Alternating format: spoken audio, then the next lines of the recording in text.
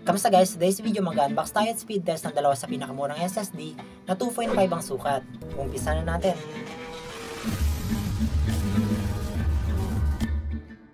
Itong muna guys ay Kingspec SSD. Wala siyang particular na model dahil siguro ito lang na may available na SSD model na 2.5 sa brand na to. And ito naman guys ay colorful SL500 solid state drive. Unbox na natin sila guys and kabit na natin sa PC para mas speed test. Itong una natin bubuksan guys ay si Kingspec SSD. Nakilala yung brand na to dahil kadalasan nasa flash deal ng Lazada Shopee to. Wala nakasulat na model sa kanya pero meron siyang part number na P4120. Plastic yung build niya, 2.5 ang sukat, 3D non-flash sa loob at SATA interface. Ito naman guys ay colorful SSD na SL500. Yung model na to ay nasa linya ng higher capacity. Kapag 128GB lang yung kinuha mo, ang model nga ay SL300. Ito nga kaya ay 1TB capacity. Plastic build, 2.5 ang sukat, 3D non-flash at SATA interface din. Kabitan natin sila guys at speed test natin gamit ang Crystal Dismark. And ito na siya guys, nakakabit na si Kingspec SSD. Wala yung brand name niya sa Crystal Disk Info. Nakasulat lang yung P4120. And ito yung read and write sa default profile gamit ang Crystal Dismark.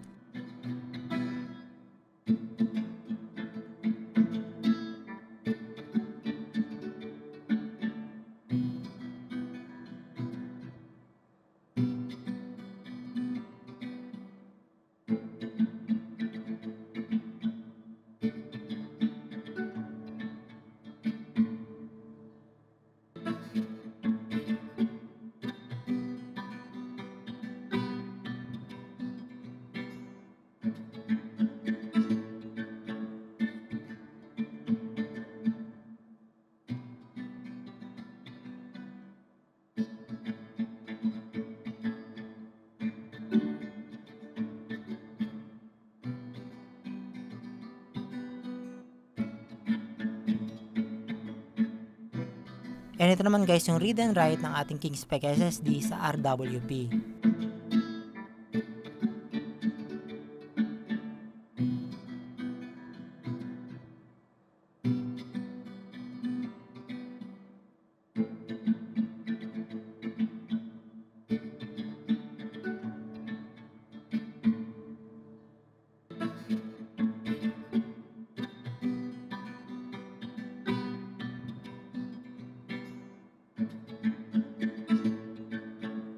Ito na guys yung result ng ating Kingspec, ayos na rin siya.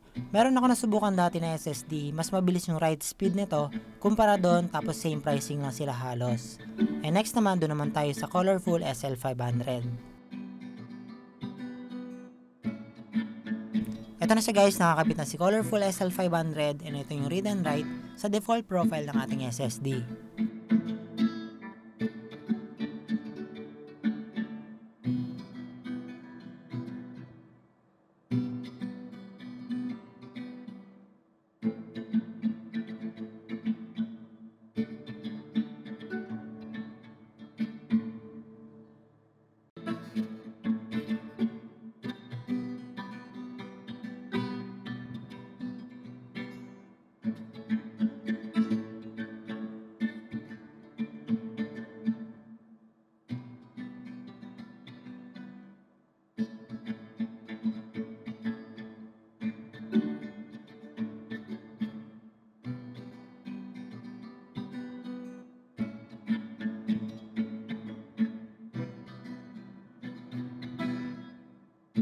And ito naman guys yung RWP ng colorful SL500 natin.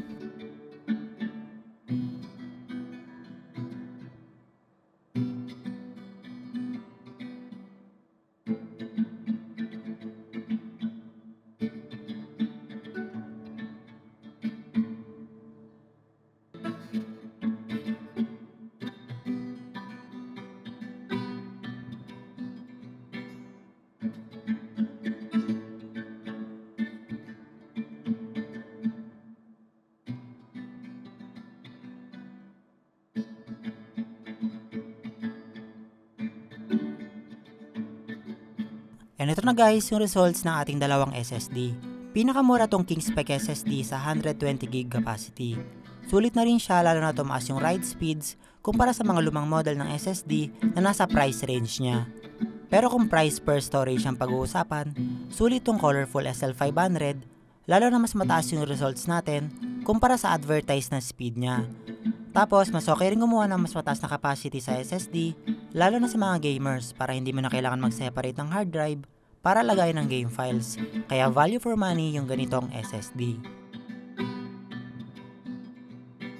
And salamat guys sa panonood. Huwag kalimutan mag-subscribe, like, and follow para mapanood nyo agad yung susunod na unboxing at speed test ng mga SSDs.